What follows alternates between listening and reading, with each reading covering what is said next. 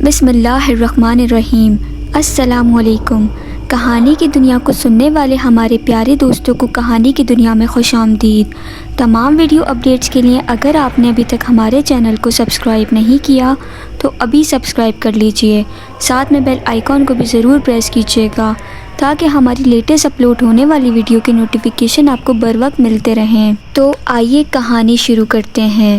والد اور چچا کی شادی ایک ہی دن دونوں سگی بہنوں سے ہوئی۔ اللہ تعالیٰ نے ابو امی کو شادی کے 3 برس بعد 2 جڑواں بیٹیوں سے نواز دیا، لیکن چچا اور خالہ اس نعمت سے محروم رہے۔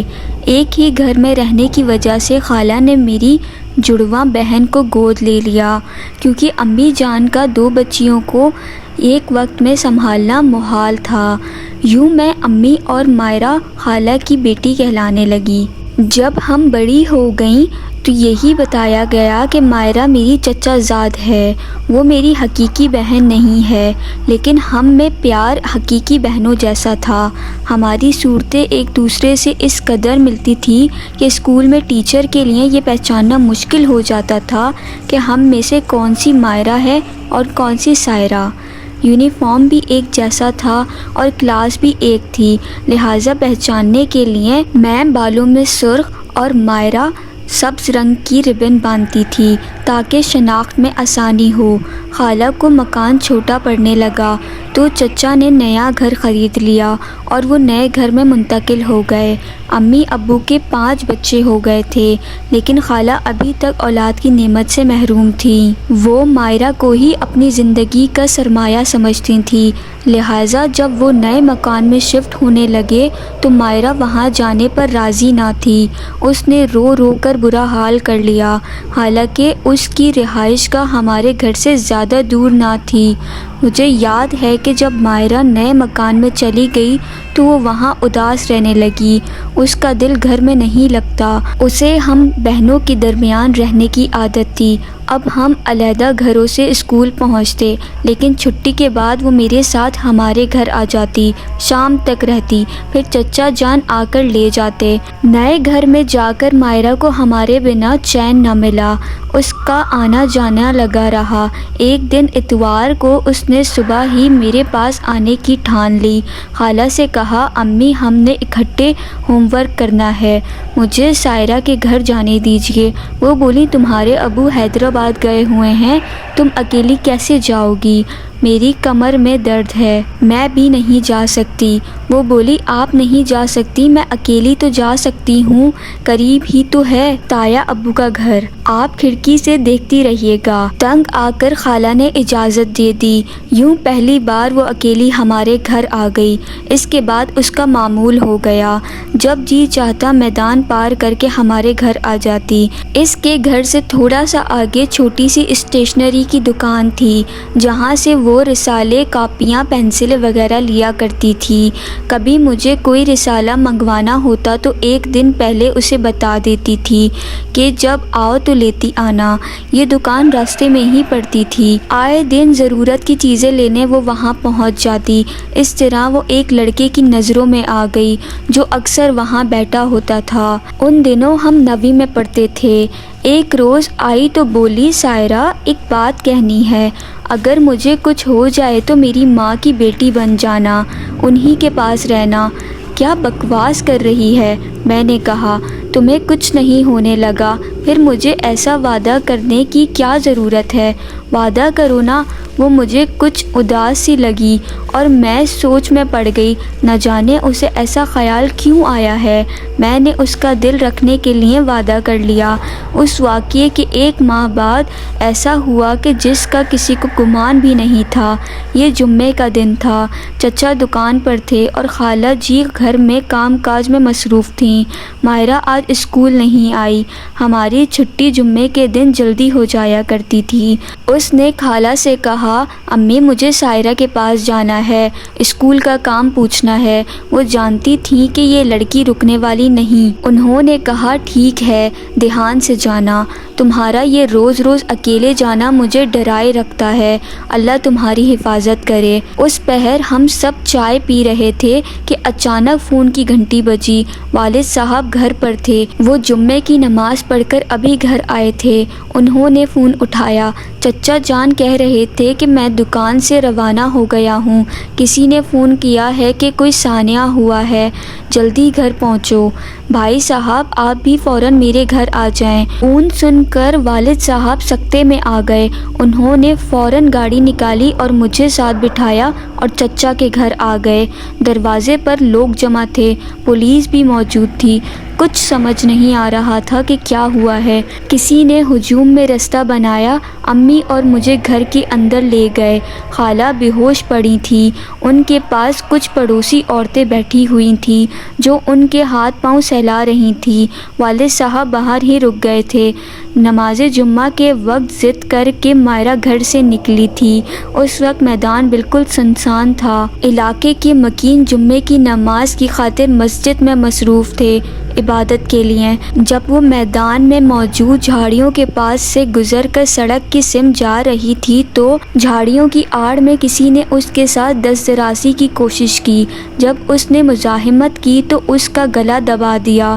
جب وہ اسے گھسیٹ رہے تھے تو مائرہ کا دوپٹہ باہر والی جھاڑی میں الجھ کر وہاں رہ گیا۔ شام سے ذرا پہلے کسی کا ادھر سے گزر ہوا۔ اس نے دوپٹہ دیکھا تو نزدیک جا کر جھاڑی میں جھانکا۔ اسے وہاں مائرہ اوندھے منہ گری ہوئی نظر آئی۔ اس کا لباس پھٹ گیا تھا۔ اس شخص نے پولیس کو اطلاع کی۔ یوں پولیس وہاں پہنچ گئی۔ اسی شخص نے رہنمائی کی کہ یہ لڑکی اکثر اسٹیشنری کی دکان کے سامنے سے گزرتی تھی، کبھی کبھی دکان سے خریداری بھی کیا کرتی تھی، اور یہ فلاں صاحب کی بیٹی ہے۔ اطلاع دینے والے شخص کا نام واجد تھا، جس کی چچا سے دعا سلام تھی۔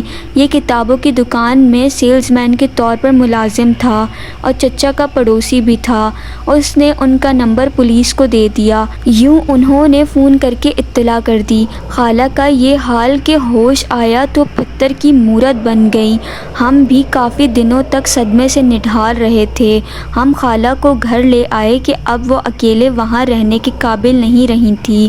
1.5 ماہ بعد جب اپنے گھر جانے لگی، امی نے مجھے یہ کہہ کر ساتھ کر دیا کہ کچھ دن تم ان کے پاس رہو گی، ورنہ وہ مائرہ کے لیے رو رو کر جان دے دیں گی۔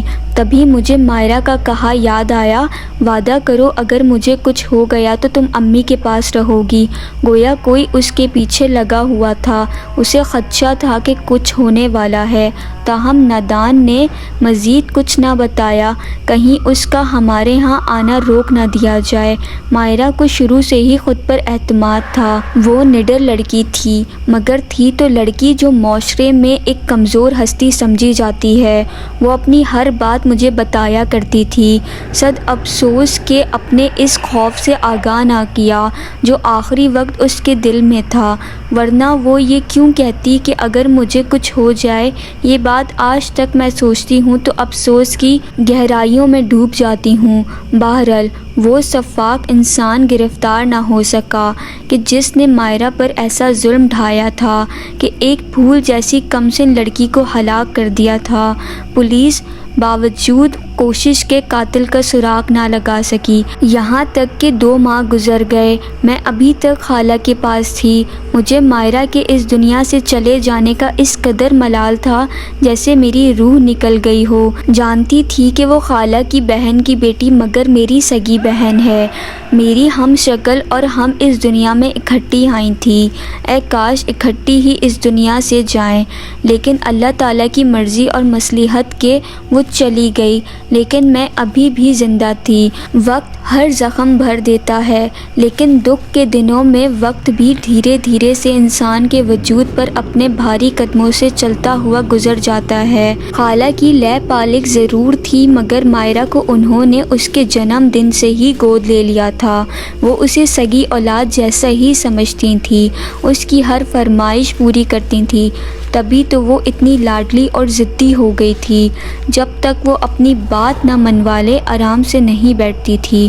پولیس کسی حال میں میرے چچا اور ان کی بیوی کے دکھ کا مداوع نہ کر سکی۔ یہ دکھ اس وقت اور بڑھ جاتا ہے جب قاتل گرفتار نہ ہو، اس کا سراغ بھی نہ ملے۔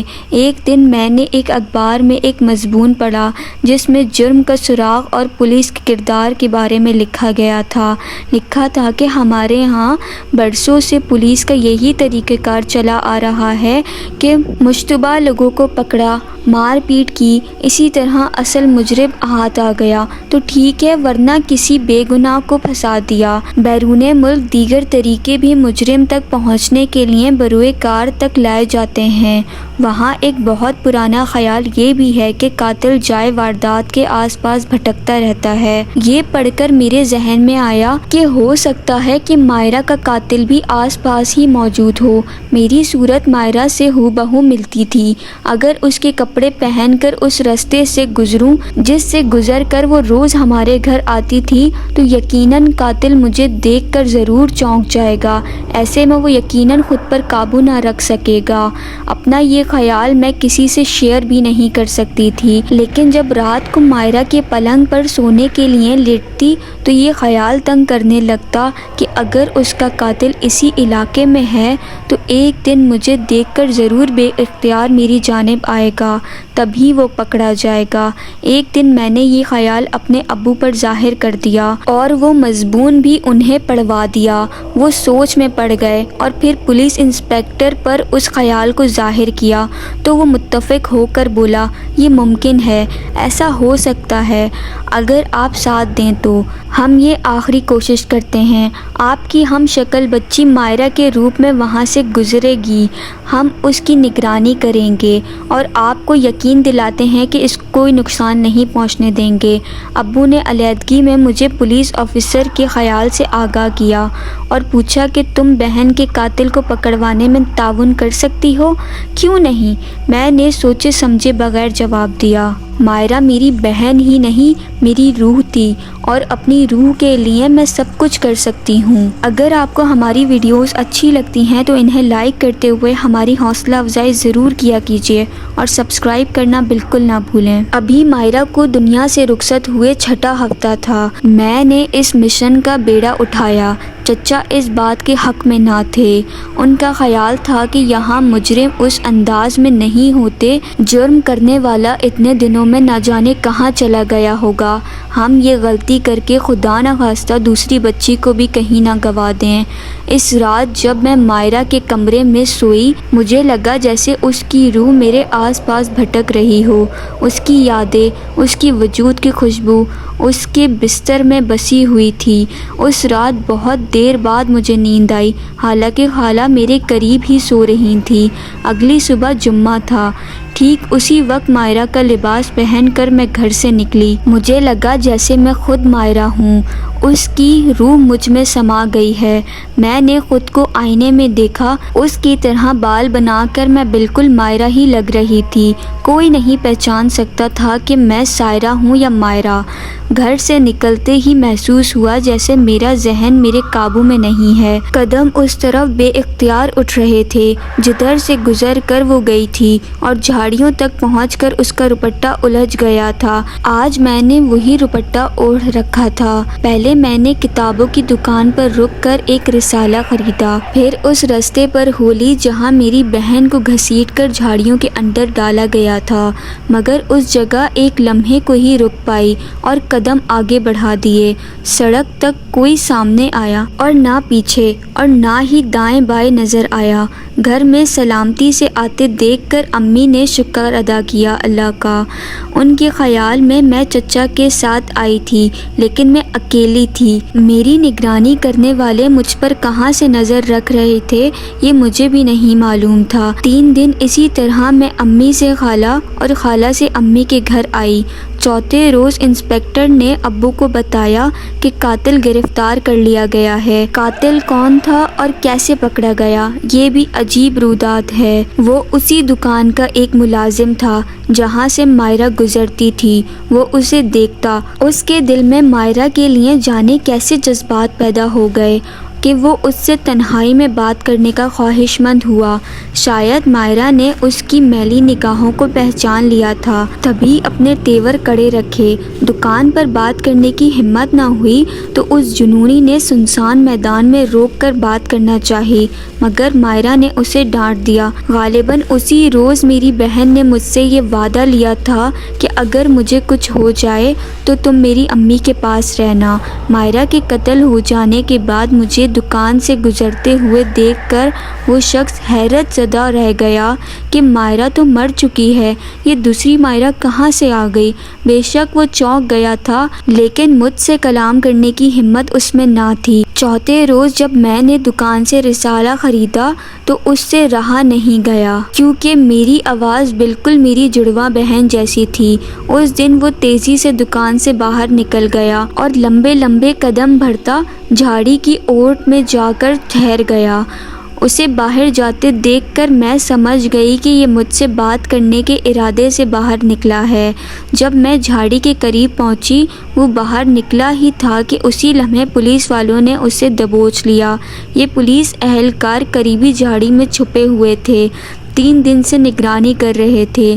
وہ اسے اپنے ساتھ لے گئے۔ ایک پولیس اہلکار نے مجھے بحفاظت گھر چھوڑ دیا۔ دوران تفتیش اس شخص نے سب کچھ اگل دیا کہ مقتول کو اکثر میں دکان کے سامنے سے گزرتے دیکھتا تھا۔ ایک روز لڑکی سے بات کرنے کے لیے اس کے پیچھے میدان میں گیا تو اس نے شور مچا دیا۔ اس دن تو ڈر کر میں واپس لوٹ آیا، البتہ کچھ روز بعد اپنے ایک دوست کے ہمراہ دوبارہ اسی جھاڑی میں چھپ کر بیٹھ گیا۔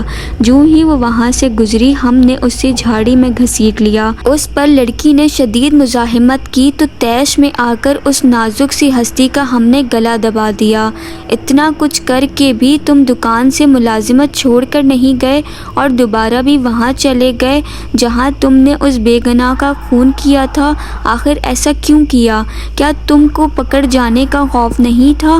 مرنے والی کو دوبارہ زندہ سلامت دیکھ کر میں حیرت زدہ رہ گیا تھا، سوچتا تھا کہ اتنی مشابہت کسی میں نہیں ہو سکتی۔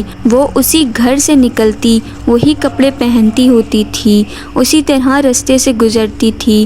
میری تو آنکھیں پھٹی کی پھٹی رہ گئی تھی، جیسے مرنے والے کی روح آسمان سے اتر کر آئی ہو۔ اسی حیرت میں 3 روز تک پریشان رہا۔ چوتھے دن جب وہ دکان کے اندر آئی تو مجھ سے رہا نہیں گیا اور میں نے اس راز کو جاننے کی نیت سے جھاڑی کے اوٹ میں جا کر ٹھہر گیا کہ وہ دکان سے نکل کر ادھر ہی آئے گی تو حقیقت جان پاؤں گا۔ قاتل پکڑے گئے، لیکن زخم پھر سے تازہ ہو گیا۔ کئی دن تک ہم غم سے نڈھال رہے۔ آج بھی جب مائرہ بہن کی یاد آتی ہے تو آنسو تھمنے کا نام نہیں لیتے، حالانکہ اس واقعے کو گزرے 40 برس ہو چکے ہیں۔ تو آپ کو یہ کہانی کیسی لگی؟ کامنٹ سیکشن میں اپنی رائے ضرور دیں، اور آپ پر یا آپ کے کسی بھی عزیز پر کوئی بھی حقیقت پہ اپنی انٹرسٹنگ واقعہ گزرا ہو تو ڈسکرپشن میں دیے گئے ای میل پہ رابطہ کر کے اپنا واقعہ مجھ سے ضرور شیئر کریں، تاکہ میں آپ لوگوں کے لیے ایسی انٹرسٹنگ ویڈیوز لا سکوں۔ کیا پتہ اگلی کہانی آپ کی ہو۔ تو پھر ملاقات ہوتی ہے ایک نئی ویڈیو میں، تب تک اپنا اور اپنے عزیزوں کا بہت سارا خیال رکھیں۔ فی امان اللہ۔ اللہ حافظ۔